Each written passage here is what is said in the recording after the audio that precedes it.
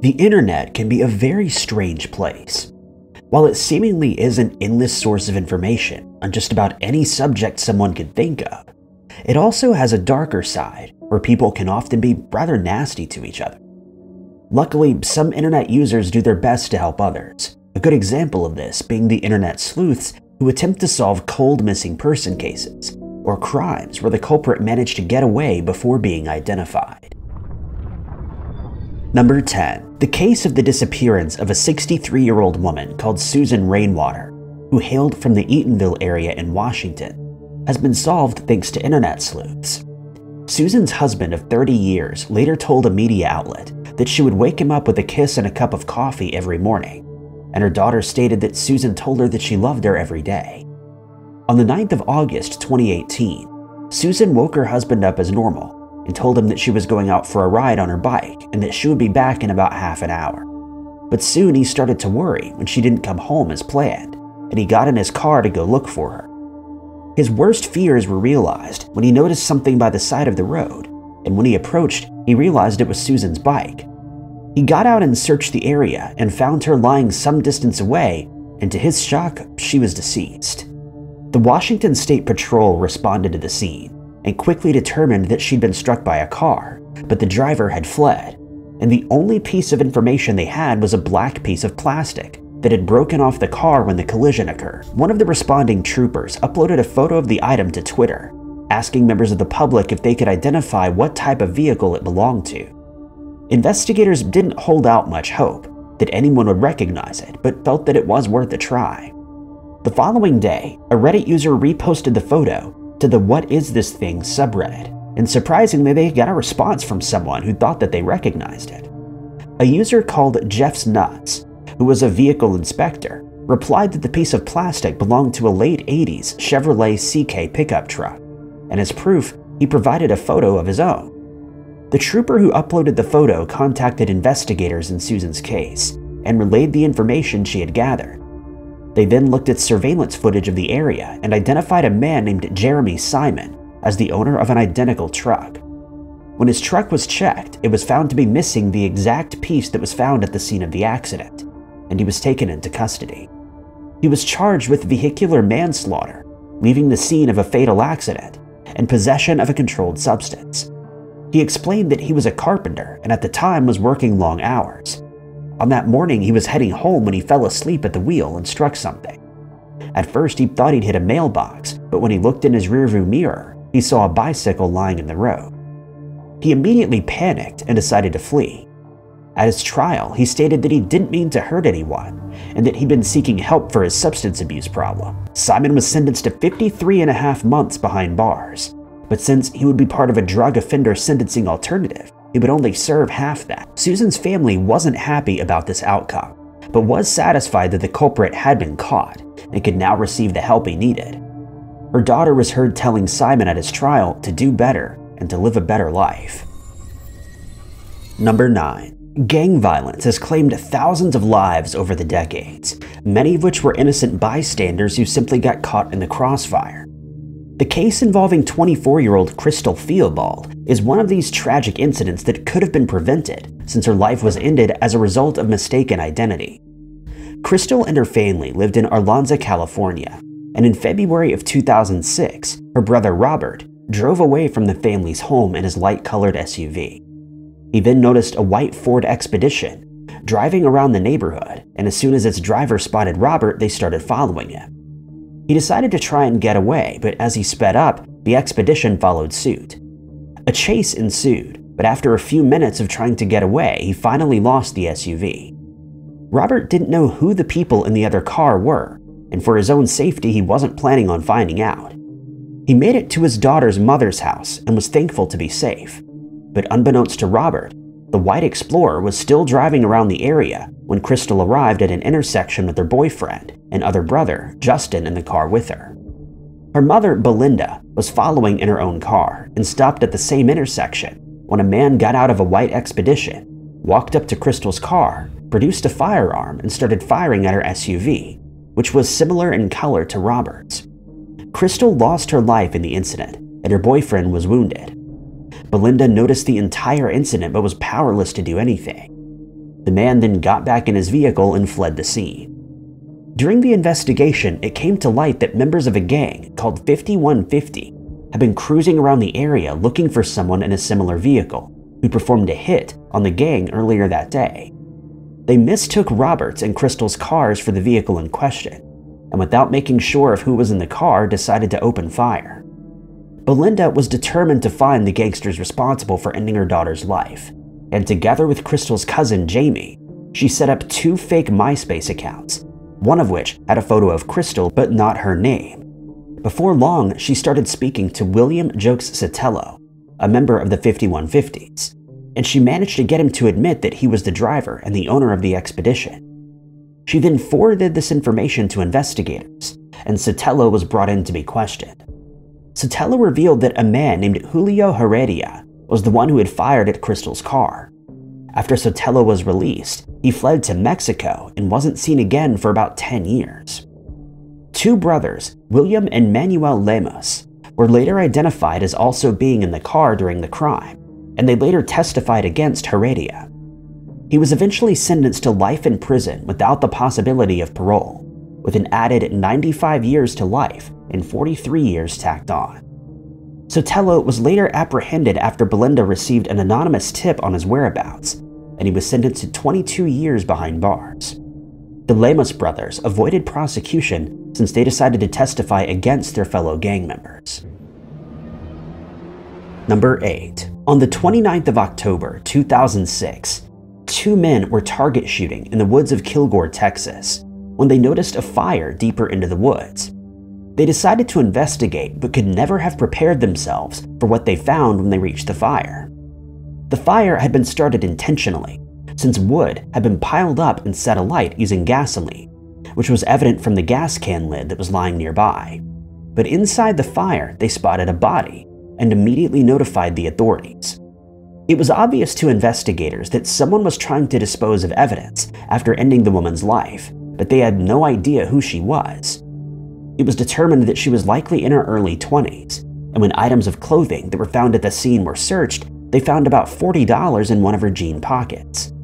They also found a purple sweater, but neither of these items was useful in determining her identity. Whoever the culprit was, they had started the fire just minutes before the 2 men came across it, and the hunt was on to find them. But with very few clues to follow, the case soon went cold. It was believed that the woman lost her life at around 10 a.m. the previous day. She was estimated to have weighed around 110 pounds, stood around 5'4", and thanks to her perfect teeth was thought to have come from a middle-class family. Biological material was also found at the scene, and was preserved in hopes that it could identify the culprit. Residents in the area told investigators that they had seen several suspicious people in the area that day, but couldn't identify anyone specifically. The woman's DNA was entered into several different databases, but returned no positive results. Facial reconstruction was performed, giving investigators an idea of what she looked like, but they were no closer to identifying her or capturing her attacker. But then, the case caught the attention of an internet sleuth named Kevin Lord, who'd spent a lot of time online trying to solve cases where unidentified victims remained unidentified. He got in touch with one of the investigators in the case, Lieutenant Eddie Hope, and they then contacted the DNA Doe Project, which aids in identifying unknown victims of crimes. They then set up a crowdfunding campaign and managed to raise enough money for the woman who is now being called Lavender Doe's DNA to be analyzed once again. From there, they were able to create a family tree and got in contact with some of her distant relatives. As a result, she was finally identified as Dana Lynn Todd, and her family was notified. A man named Joseph Wayne Burnett eventually confessed to attacking Dana and ending her life. He also confessed to ending the life of his former girlfriend, Felicia Pearson, in 2018. He told investigators that he met Dana when he was at a Walmart. She was selling magazine subscriptions, and he managed to convince her to get into his car. He claims that she stole some of his money while in his car, and he then decided to end her life. Dana's family struggled to come to terms with her passing, but was grateful that her case had finally been solved. Burnett pleaded guilty to both homicide charges, and he was sentenced to 100 years in prison. It may have taken 12 years, but thanks to internet sleuths working together with law enforcement, Dana was identified and her attacker was brought to justice.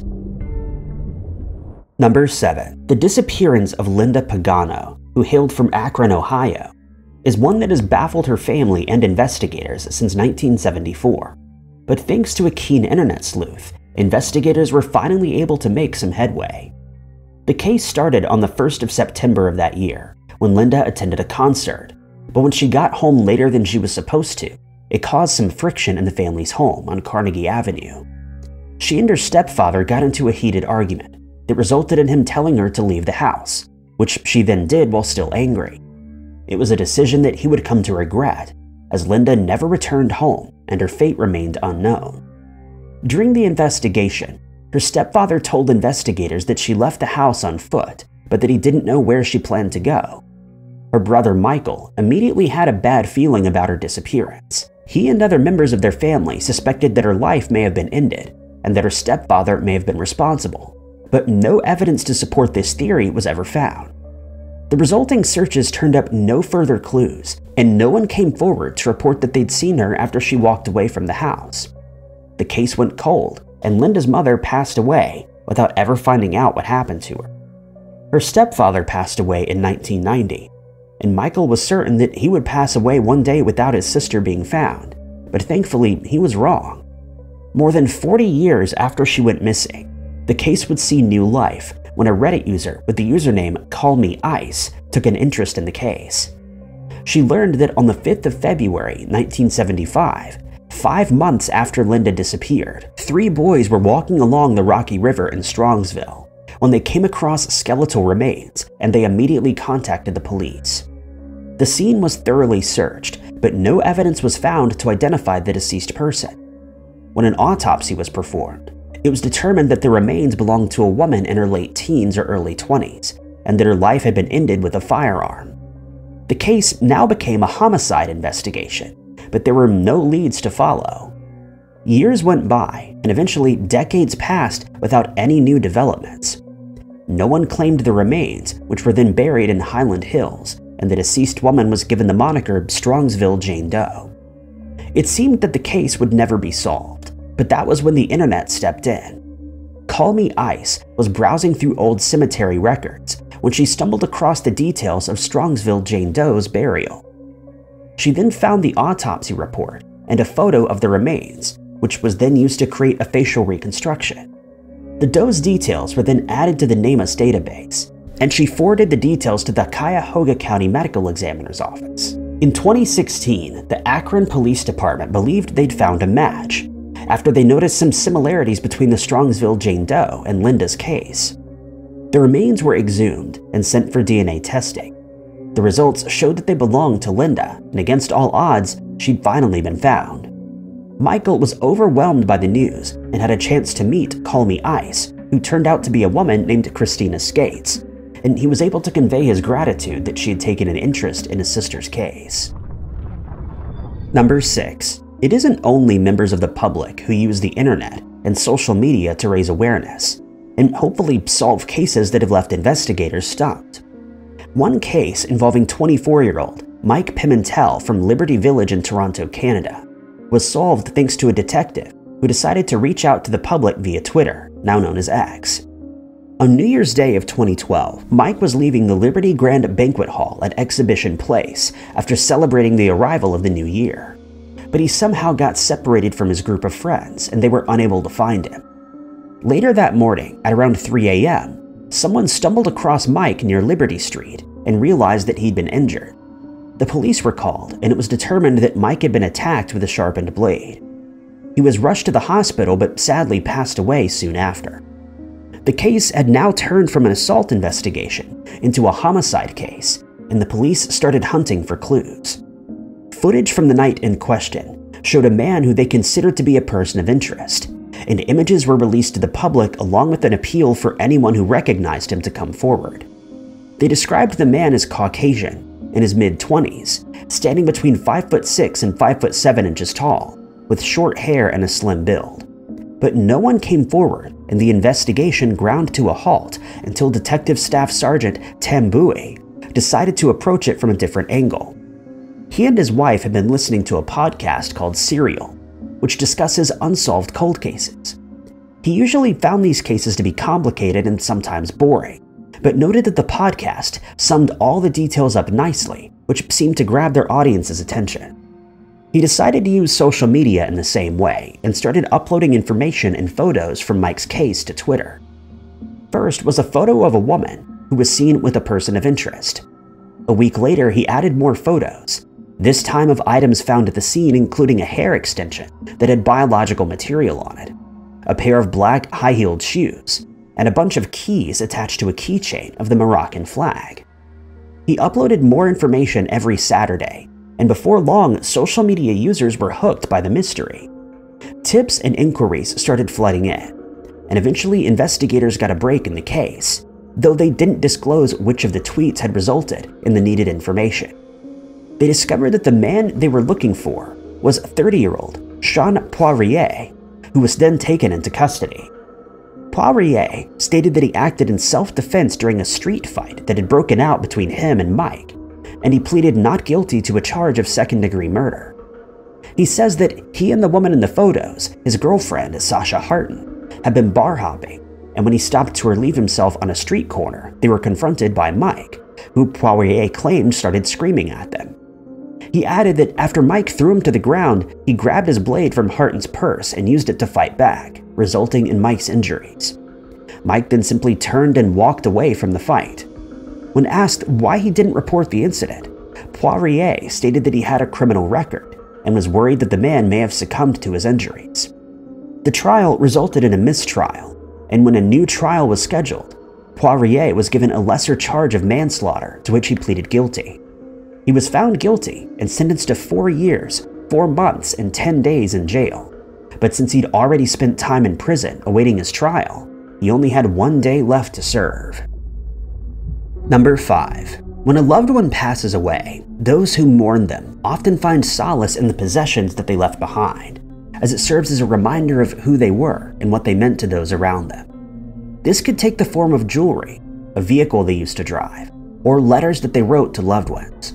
But in the case involving a grandmother named Dorothy Holm, one of the possessions that she left behind after passing away from a brain tumor in 1996 left her family baffled for nearly 2 decades.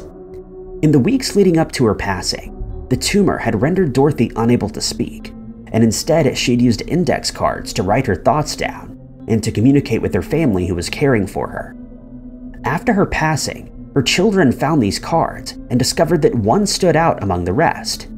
The card didn't have complete sentences like the rest, but instead contained some kind of code. Her granddaughter, Jana, and her cousins were still young at the time, but they did their best to decipher the strange writing, only to come up short. The writing was strange as it contained backwards commas and breaks that seemingly had no functions, and they were forced to admit defeat. The card was put away in a safe place and remained there for years until Jana's father happened upon it again years later. Jana was reminded of the code, and she decided to have another attempt at deciphering it. She joined a site called Metafilter, to which she posted the following, saying, quote, "My grandmother was alive from 1927 to 1996 and lived in Minnesota. Her 3 children were born in the 50s, and most music in the house would have played in the 50s, 60s, and early 70s. I don't have any of her other index cards, but my aunts may have some. None of them match each other, and the card does not include anything that her husband recognized.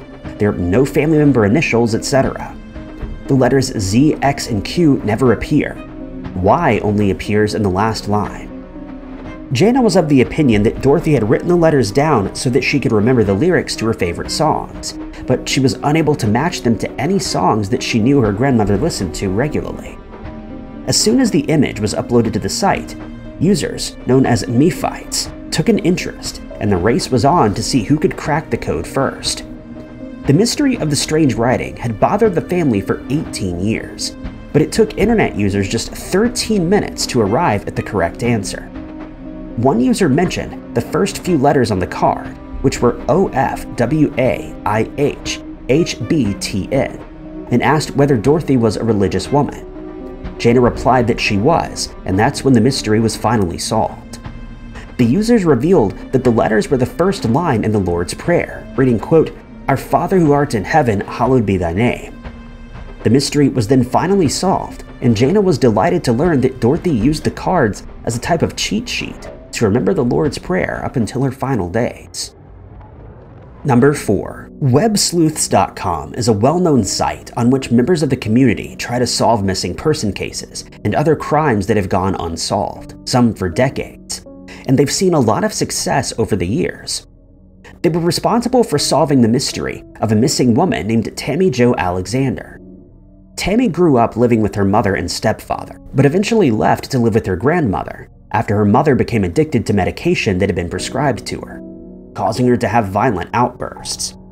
In the years that followed, her mother started working as a waitress at a truck stop, and when Tammy was in her teenage years, she returned to Brooksville, Florida to live with her mother, but her time there was far from pleasant. She was in the habit of running away from home at times and was known to hitchhike as far as California, usually with one of her friends. On most occasions, she would contact her family once there, and they would then buy airline tickets for the girls to return to Florida. In 1979, she ran away once again and was never seen or heard from again. Her family had no idea where she had gone, and her mother would eventually pass away at the age of 56 without ever finding out what had happened to her. In November of that year, a farmer was walking alone on one of his cornfields next to the Genesee River in Caledonia when he spotted a red piece of clothing. Thinking that he may have come across a hunter who was trespassing on his property, he went to investigate, but was shocked to find the body of a young woman. He called the police, who rushed to the scene and found that her life had been ended with a firearm. Her pockets had been turned out, and hence it was impossible to identify her, so she was given the nicknames Caledonia Doe and Callie Doe. Unfortunately, it had been raining heavily in the area, and much of the evidence, such as DNA that may have been left at the scene, had been washed away. Carl Koppelman, a moderator for the Web Sleuths website, came across the case of Callie Doe and managed to complete a facial reconstruction, giving members of the website a good idea of what she would have looked like when she was alive. Then, in 2014, he stumbled across the case of Tammy's disappearance, and he immediately knew that she was the woman who was found in Caledonia. He contacted the authorities and informed them about what he had found. Until she was identified, the remaining members of her family assumed that Tammy had run away to start a new life somewhere else, since she could no longer stand living with her mother. It was then determined that she'd traveled to the New York State Thruway, likely with someone who'd picked her up while hitchhiking. They were sure of this since investigators found a keychain with her remains, which was sold at vending machines along that route at the time. Over the years, more than 10,000 leads were followed, but they never resulted in Tammy being found. Strangely, Tammy's mother never reported her as missing, likely because she was in the habit of running away, though if she had done so, the case may have been solved much sooner. A composite sketch was compiled of a man who was seen with Tammy at the diner. A waitress who worked there gave a description, and the sketch was released to the public, but her attacker has never been identified. Number 3. Tara Grinstead grew up in Hawkinsville, Georgia, with her best friend Maria Woods. Maria says that Tara had the biggest smile she'd ever seen, and had the ability to make anyone feel better when they were going through a tough time. In 2005, she was attending night school since she wanted to obtain a specialist degree, which would help her achieve her dream of working in education, specifically as a school administrator or principal. But before this, she managed to obtain scholarship money by competing in beauty pageants, and in 1999, she won the Miss Tifton pageant, which afforded her the chance to compete in the Miss Georgia competition, which was also held that year. Although she didn't win, she achieved her goal of making it that far. When she eventually retired from these competitions, she mentored other pageant hopefuls, teaching them how to conduct themselves during interviews, how to do their makeup, and so forth.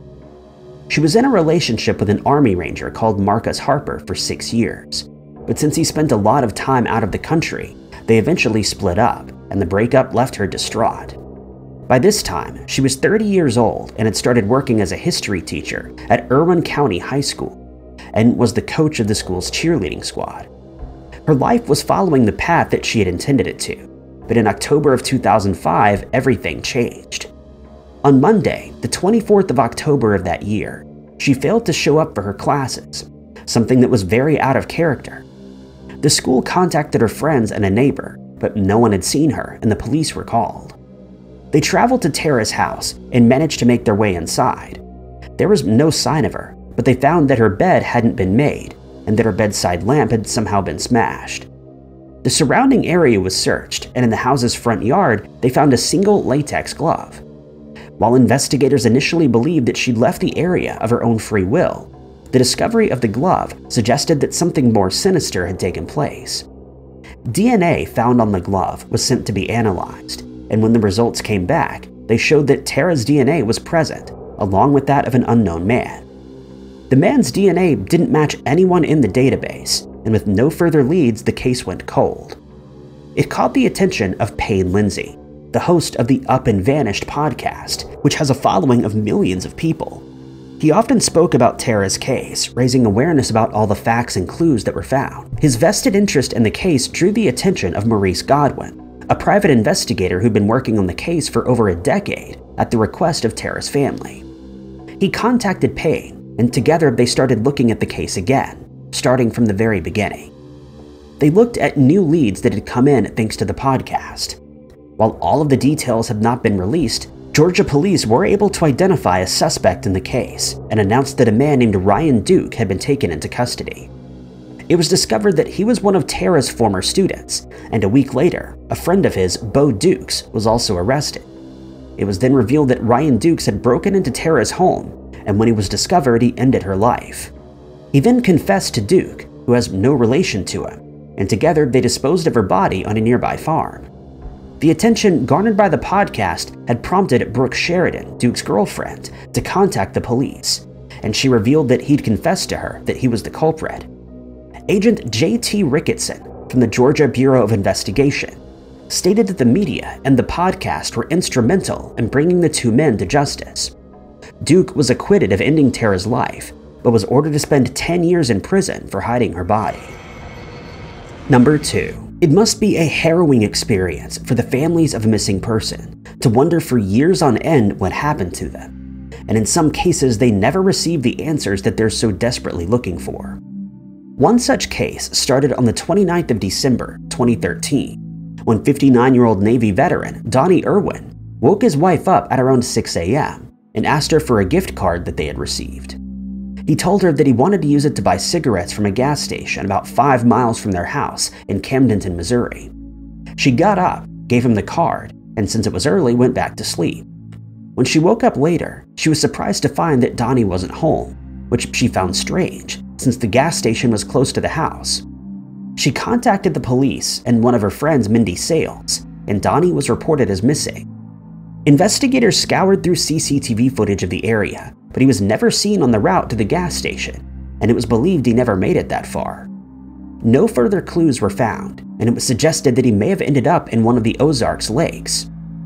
Teams of divers hired by Donnie's family periodically searched the waters for over 4 years, but to no avail, as no sign of him was found. It was noted that Donnie suffered from PTSD, and that he had other mental health issues, but it wasn't known whether this played a part in his disappearance. Then, in 2022, the case caught the attention of a YouTuber named James Hinkle, who had a history as a firefighter, rescue scuba diver, and drone operator. Since Donnie's disappearance had taken place close to his home, he decided to investigate it, and he traveled to the Ozarks with his kayak, diving equipment, and a drone. He searched through lakes, drove around back roads, and even dove into flooded quarries for several months, uploading his efforts to his YouTube channel. Then, in December of 2023, James was flying his drone above a pond near Donnie's home when he spotted the silhouette of a car beneath the water. He contacted the police, who recovered the car, a Hyundai Elantra, and the remains that it contained. They realized amongst the remains there was an artificial hip that matched Donnie's, and it was confirmed that Donnie's disappearance had been solved. His family was informed, and they stated that it was the best Christmas they'd ever had, as they finally knew what had happened to Donnie and now had a sense of closure. It isn't known how his car ended up in the pond, but investigators don't suspect foul play and believe it was likely due to Donnie losing control of his car. Hinkle stated that he plans to continue working on other missing person cases in Missouri, and that he was elated to have helped bring this decades-old mystery to a close. Number 1. When a missing person case has been cold for many years, investigators often find themselves too busy with new cases to spend much time trying to solve them. And for decades, no progress is made. One such case involves Maureen Theresa Sherman, a 47-year-old woman who disappeared from Miami on the 1st of May, 1985. Her family was very concerned for her well-being at the time, since she wasn't in the best state of mind, and had mentioned that she was contemplating driving her car into a canal near her home. On the day that she went missing, she got into a red Plymouth Reliant K station wagon and drove away from her home, never to be seen or heard from again. Her family reported her as missing, and a search was organized, but no clues were ever found, though her family did suspect that she'd followed through on the threats that she had made earlier. For the next 4 decades, Maureen's family wondered what had happened to her. No leads were ever found, no witnesses came forward to report that she'd been spotted, and subsequent searches were unsuccessful in locating her. Then, in January of 2024, 2 volunteer dive teams called Sunshine State Sonar and Adventures with Purpose decided to look into the case. Both teams have YouTube channels to which they upload similar cases where they search waterways, lakes, ponds, and rivers for people who have gone missing and were never located. Given that as many as 90,000 people who are reported missing every year in the US are never found, their mission is undoubtedly a noble one, and they've seen a lot of success in the past. Some of the cases that have been solved with the help of Sunshine State Sonar include the disappearance of Bernie Novick, who was found in 2024, Eduardo Guaterol, who was missing for 6 years before being found, Kareem Tisdale, who was found after being missing for 19 years, and Karen Moore, who disappeared 22 years ago, among many others. As for Adventures with Purpose, they were instrumental in solving the case of Kylie Rodney, who disappeared in 2022, Diedrich Smith, who disappeared in October of 2006, Vietnam veteran Thomas Thornton, who went missing in Shelby County in March of 2021, and Carrie Mae Parker, who disappeared in her Buick in 1991, to name but a few. On the 5th of January, 2024, the 2 teams of volunteers decided to search a canal near Maureen's house, and after just 6 hours of diving through the murky waters, they came across a car that resembled the Plymouth that she was driving. They noticed that the car's windows were still down, and so assumed that whoever was driving would still be inside. They contacted the police, who then extracted the vehicle from the canal, and they could now start the process of identifying the remains that were found inside. Thanks to part of the car's license plate and the remains within the car, it was confirmed that Maureen had finally been found, and her family was able to lay her to rest as they had hoped to do for the last 40 years since she disappeared. That same weekend, the 2 teams were able to find another 3 people who had disappeared, and eventually located 5 missing people in a span of just 6 days. They continue with their mission and hope to bring closure to many more families in the years to come. Thank you guys so much for watching. If you liked this video, be sure to hit that like button. Also, don't forget to subscribe and click that notification bell to keep up to date with all of our future uploads. But my name is Ty Knotts, and I'll catch you guys in the next video.